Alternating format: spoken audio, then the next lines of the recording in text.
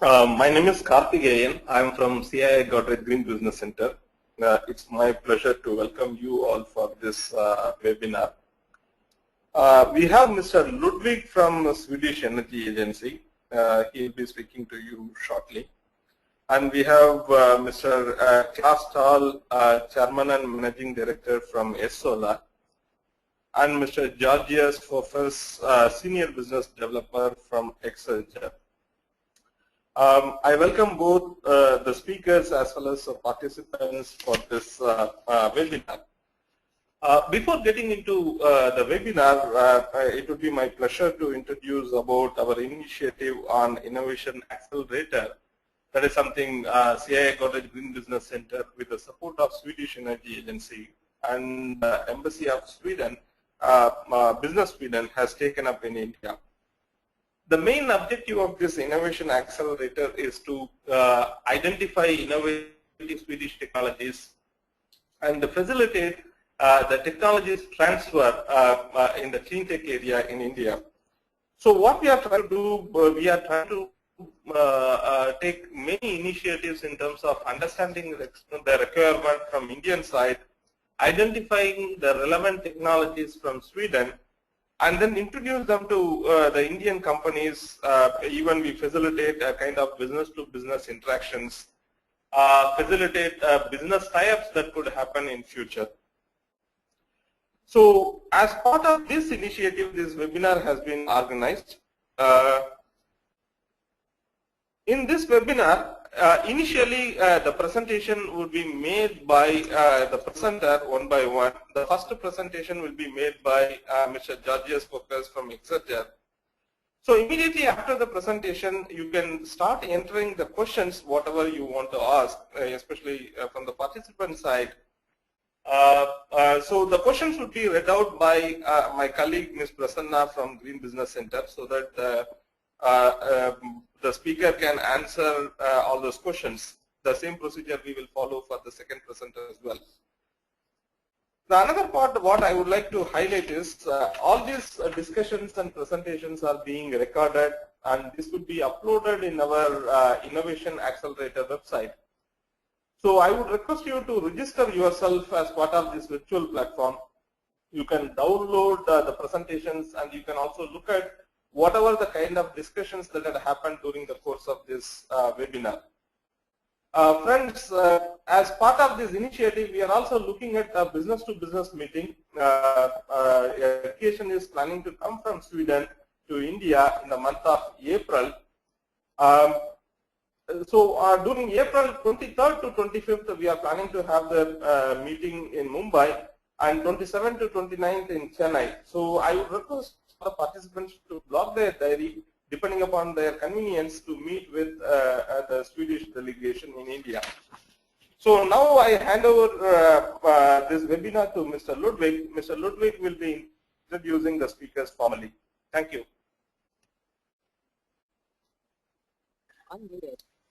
Thank you, Mr. Karthikeyan. Always nice to work together, especially in this program, Innovations Accelerator. Just a few words about the program from our perspective. To clarify, the criteria for the actors we are introducing from the Swedish side, we're looking for companies or innovators that is in the front of whatever technology area they're representing, cutting-edge technologies. And we expect them to have a dedicated interest to work in India and also share their experiences from whatever they represent technology-wise. And the kind of companies, obviously very often this kind of companies, innovation companies with cutting-edge solutions, very often it's small or micro size companies, but there's no limitation. It could of course also be medium-sized companies. The main criteria is cutting-edge solutions and of relevance for India. So why is the Swedish Energy Agency doing this? Well, we have the mission to work for the development of a sustainable energy system. As part of that, we're the largest funder of energy-related R&D in Sweden. and the consequence of that is that we also work with the commercialization of the new technologies. And that is because many of the Swedish innovations and inventions has their greatest potential to affect the energy system in other contexts than in Sweden. So therefore, this is also included as an important thing, part of our international work, and here in India. And we have learned during the years of working in India that there is a slight barrier between the two countries, between actors. Although actors from both sides have an interest and an understanding that they would like to interact, both sides have a challenge and a barrier to find each other. And it's not only from the Swedish side approaching India, being a large country, also Indian actors have a challenge finding the right counterparts and solutions in Sweden. So we aim to bridge that, and our part is to identify the interesting companies, innovators, entrepreneurs in Sweden, and CII is covering India with the same mission. And now I'm very happy to introduce the company Exeger. They're working with third generation solar cells, a very interesting technology that can be find a huge variety of applications. And I'm not sure who will be the presenter. It should be Georgios Foupas. It might be that we have another gentleman coming in. So I hand it over to Exeger. Hopefully Georgios is here. Yeah, Mr. Ludwig, he's very much here. Thank you. Yeah, Mr. Ludwig,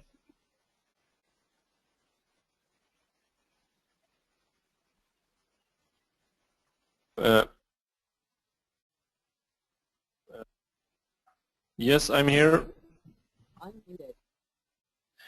This is Georgios Foupas from Exeger. I'm the head of business development here in Sweden. I hope that everybody hears me. yes, Mr. Foupas, we can hear you. Please go ahead. Thank you. Okay, very good. Yes, I will give a short introduction to our company and market overview. And please interrupt me if you have any questions, or we can also save them for the end. So Exeger was founded in 2008 by Mr. Giovanni Feli. Giovanni is a serial entrepreneur, and he is mainly invested into real estate. And during his several hotel projects here in Scandinavia, he found an interest in PV. The second person who entered Exeger was Mr. Dr. Henrik Lindström. Henrik is one of the pioneers in the field of DSC, dye-sensitized solar cells. Dr. Lindström was the first one to replicate the original foundings of the inventor of the technology, Professor Grätzel. Dr. Lindström was also the first one to invent the flexible solar cell. Dr. Lindström is one of the top 3 within the DSC research in the entire world. So as I mentioned before, Exeger was founded in 2008, and we have 2 different patent families in the company, one for transparent solar cells and one for non-transparent solar cells, which we call HEFA, high efficiency application. The most important thing here on this slide is probably down in the right corner, our operational vision, which is that A 200 megawatt factory of our technology should not cost more than 30 million euro to build. Then you would need a ingot, wafer, cell, and module than euro. So the capex is much lower for our technology.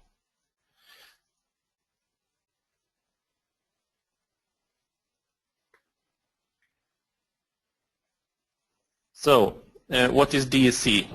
Well, I will not go into details in such a short presentation, but we can mention that we can print our solar cell on any substrate, so we can have a glass substrate or plastic, and then we imitate the photosynthesis. So instead of chlorophyll, we're using other industrial dyes, and then we use titanium dioxide. So titanium dioxide is the white in white paint or the white in toothpaste, so it's a very cheap material, and then we dip that into dye. So I will not go into detail. Those of you who are interested in more, I can provide you with more information. So the main advantages, if you compare DSC to existing first and second generation solar technology, is that you can make the cell transparent and you can make it in different colors. So this allows for the solar cell to be seamless integrated into any product, for example, consumer electronics. Because we use screen printing as production methodology, we can print different patterns, pictures, even texts, and you wouldn't even notice that the surface is a solar cell.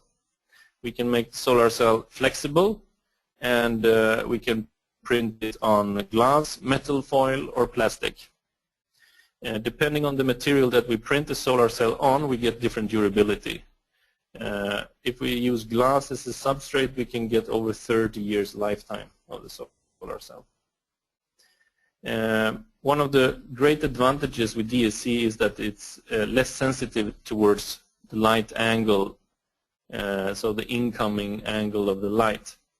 Because the reason for this is that the solar cell is made out of a porous material. So you can think about if you have a bucket of golf balls, then it doesn't matter from which angle the light will come, it will always hit one of the balls in the bucket.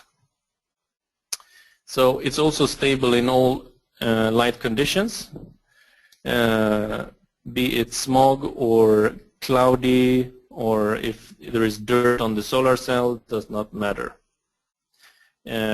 Another very important aspect is that the solar cell works fine in high temperatures. So if we compare to other technologies, here we have a slide where we on the right side see the different gray curves are monocrystalline, amorphous silicon, CIGS, and multicrystalline. So you see that all other technologies, they lose efficiency when temperature goes up. So normally you measure the efficiency of a solar cell with a watt peak, and watt peak means that you measure at 25 degrees at 90-degree angle towards the sun, and this is rarely the case. I mean, in India on a rooftop you wouldn't have 25 degrees Celsius, you would rather have 55, 60, 65 degrees. And then DSC actually works better in high temperatures, the only technology that has that characteristic. We also have a lower embodiment of energy, so the energy payback time is actually for DSC about 8 months.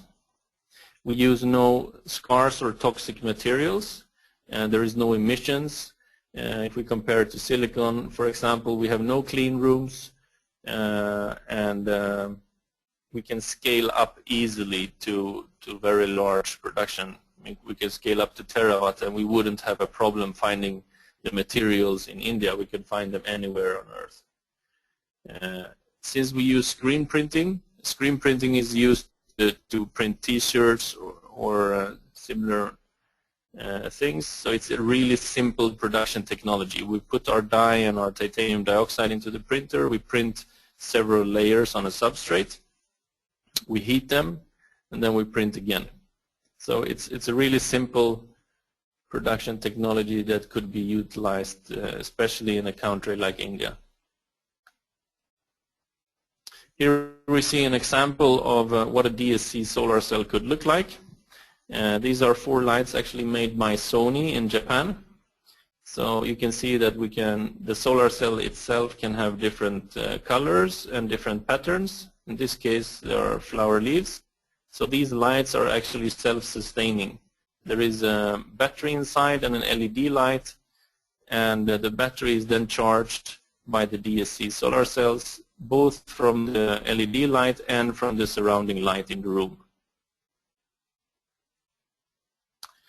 So Exeger is mainly in the first step looking to enter the consumer electronics market. There are several reasons for this. Probably the most important one is that for consumer electronics the demands for lifetime is lower and the potential profit is much higher. At the moment we have developed a couple of prototypes, so we have working solar cells. We are building the largest DSC factory in the world here in the city center of Stockholm.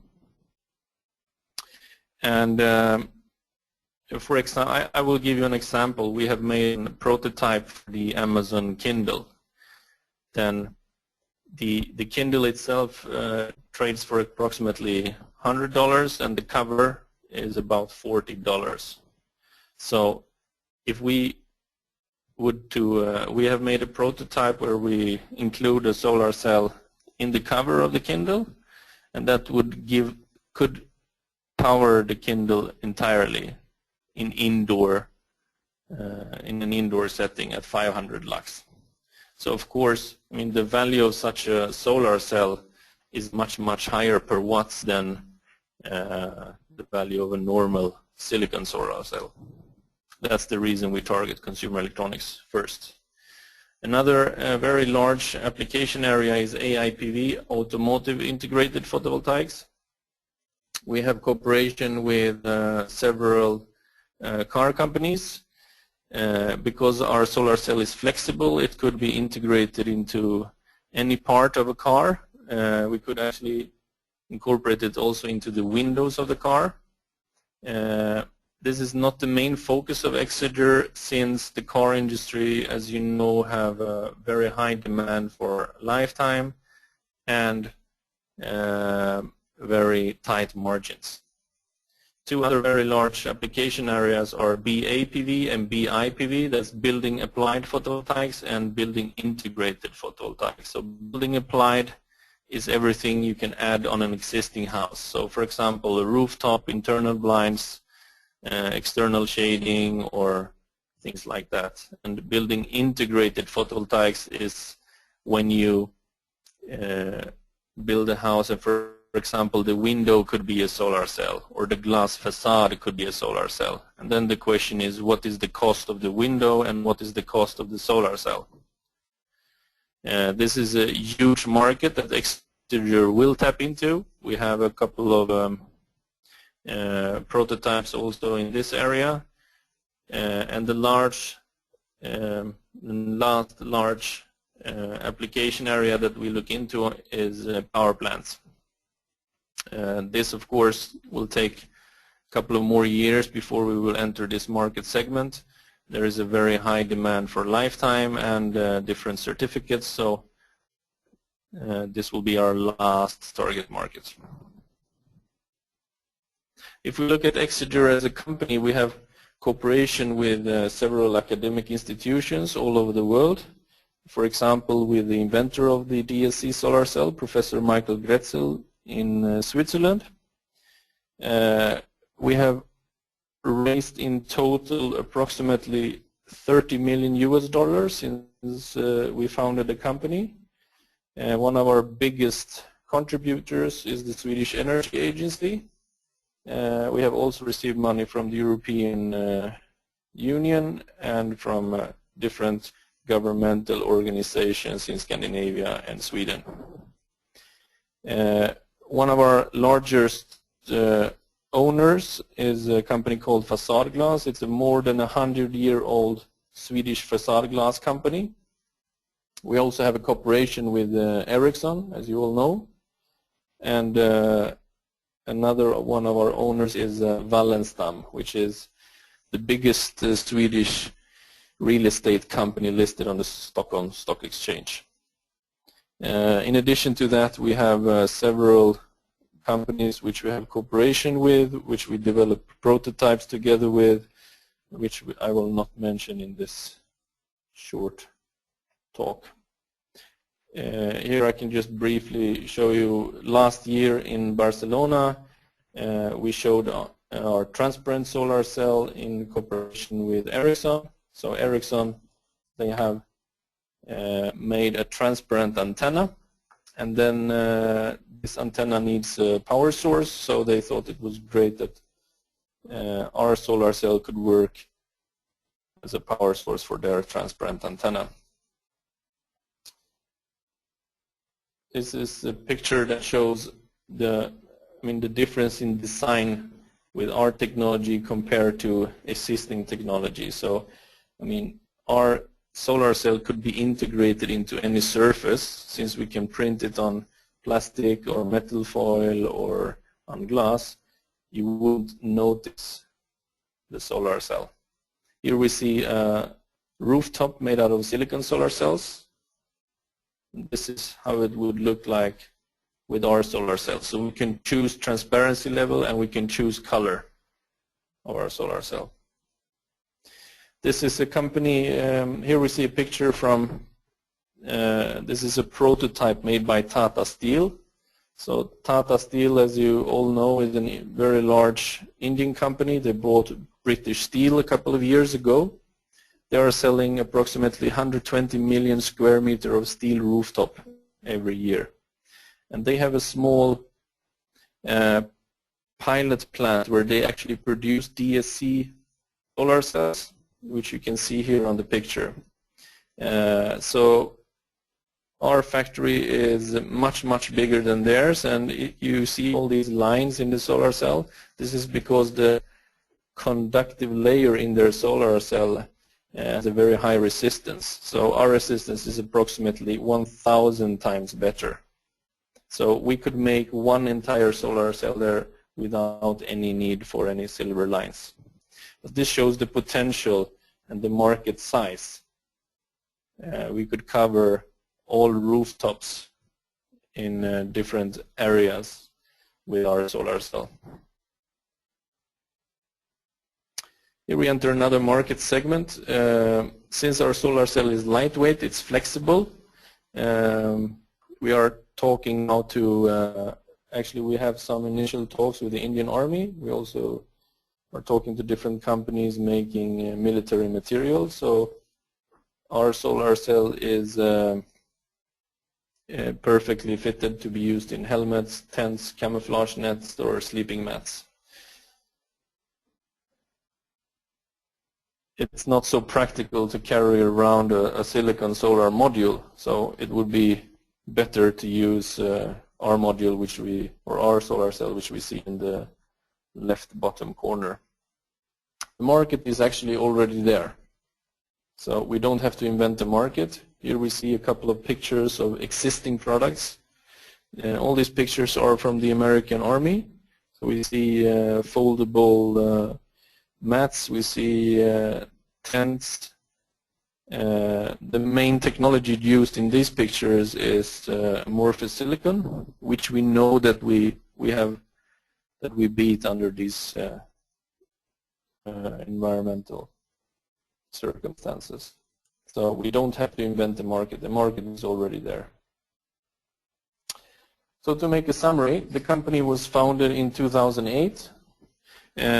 We have secured in total more than $30 million in funding. We are now building the largest factory in the world here in the city center of Stockholm. It's a 15 to 20 megawatt production facility.